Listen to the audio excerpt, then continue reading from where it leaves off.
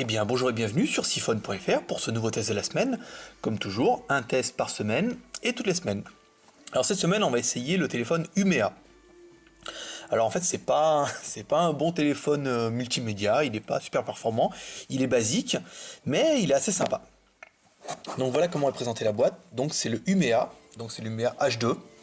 Donc toute ressemblance avec une autre marque est totalement fortuite, hein, parce que ça n'a rien à voir. Ce n'est pas fait pour rouler, c'est pas 4 roues motrices, c'est juste un téléphone. Donc contenu de la boîte, une batterie H2, un chargeur secteur USB, un câble data, donc je vais faire voir ici, mini USB on dirait, ça doit marcher, ou micro USB peut-être. C'est de la... Hop là, je vais vous faire voir là, hop là. C'est de la une espèce de micro, bon, format propriétaire chinois. Un écouteur avec donc la même connectique, ça c'est bon. Et un mode d'emploi tout en chinois que je vous épargnerai pour ce coup-là.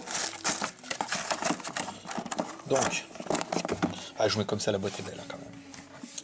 Donc, le téléphone. Alors le téléphone, il est tout en métal. Il pèse un bras. Il est très bien. On va vous dire tout de suite combien il pèse. 75 grammes. Bon, c'est pas mal. Donc il est tout en métal. C'est plutôt sympa. Ça fait qu'on a quand même quelque chose qui est quand même relativement robuste.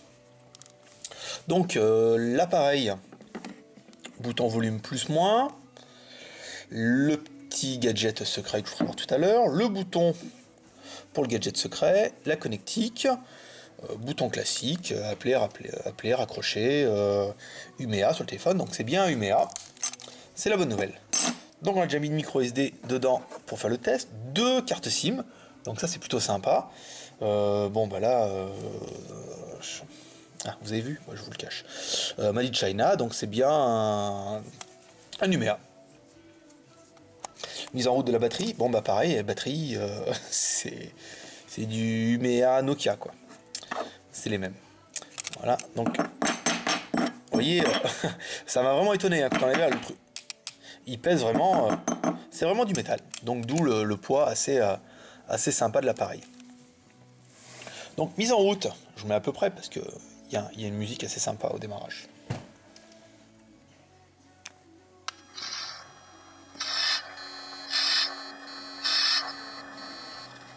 Mince, ils n'ont pas marqué Umea. Umea, c'est l'autocollant hein, qui est dessus. Hein. Vous pourrez l'enlever après. Donc on l'a mis à l'heure. Menu. En plus, il est en super français. Ça fait vraiment plaisir. Donc il y a la fonction... donc il y a une petite calandre, ça c'est sympa. La fonction vibrante quand on change les touches. Donc évidemment, sur le meuble, ça fait un bruit d'enfer. L'organisateur, les paramètres, multimédia. Ouais. Comme quoi. Alors lecteur vidéo, on n'a pas de vidéo, on les a pas mis dans le bon fichier, donc ça marche pas. L'audio, ça peut être sympa. Voilà, donc là, il a été automatiquement chercher les musiques. Le design est quand même sympa. Hein. Il n'y a pas à dire. En lecture, c'est un volant. Ma chanson préférée.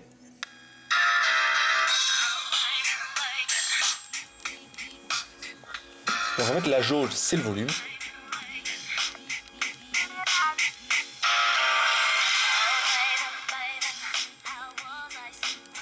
Voilà. Ensuite, on change les plages.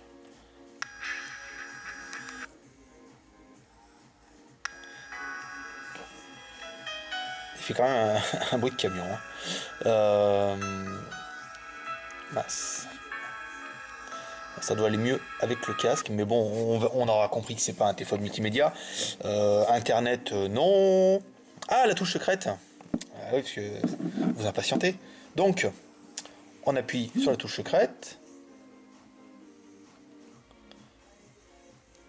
Évidemment, il se passe rien en mode vidéo. Il faut que je revienne dans le mode retour. Voilà, on revient là. Voilà, ouais, une lampe torche. Ouais, c'est pas trop 4x4 ça quand même. Faudrait regarder les feux du 4x4, mais c'est peut-être comme ça, à 3 boutons. Bah, ça sert à pas grand-chose, hein. Mais voilà, c'est dessus. Donc qu'est-ce qu'il a ce téléphone? Bah pour lui, bah, c'est un téléphone, hein. Vous pouvez faire envoyer des SMS, vous pouvez faire des appels, vous avez double SIM. Il a un look d'enfer en métal. Il est très fonctionnel. Il marche très bien. Il est très bien traduit. Il y a tout ce qu'il faut dedans. Un agenda. Bon, c'est un bon petit téléphone des années 2000, hein. Après, il n'y aura rien d'exceptionnel si ce n'est le look. Voilà. Donc ça, c'est un téléphone qui va être vendu pas cher, je crois. Enfin, pas cher. En dessous des 100 euros, c'est quand même relativement facile. On va essayer de se positionner à moins de 80 euros ou 70 euros. Enfin, il faut qu'on regarde. Vous le trouverez directement sur la boutique 1db.fr à un prix assez intéressant pour un appareil qui est assez fashion. Donc voilà, bon, rien d'exceptionnel à dire. Donc là, il y a le verrouillage du clavier. Je sais pas si je l'ai vu tout à l'heure. Je crois qu'il se verrouille tout seul. Je vous refais encore un petit tour du menu, parce qu'on a vraiment le temps là, du coup, comme on peut, il n'y a pas grand chose à faire. Multimédia, gestionnaire, divertissement, il y a des jeux, profil d'utilisateur, pour le mettre en réunion, en ce que vous voudrez. Divertissement, gestionnaire de carte mémoire, ça c'est pas mal. On va essayer d'ouvrir une vidéo, des fois qu'il se passe quelque chose. D'accord, donc celui-là il est vide. Mémoire, ouvrir, vidéo,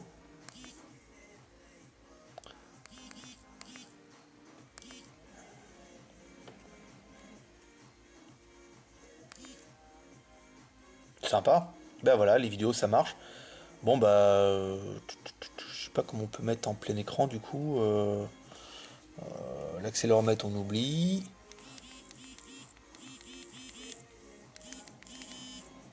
Donc c'est du 3GP hein, dedans, donc là on n'a pas de résultat concluant. Donc à mon avis il doit falloir mettre les vidéos dans un format particulier. Qu'est-ce qu'on a? On a du 3GP, on a du 3GP dans celle-là. Donc voilà pour ce petit test. Éventuellement on peut aller faire un petit tour au niveau des photos.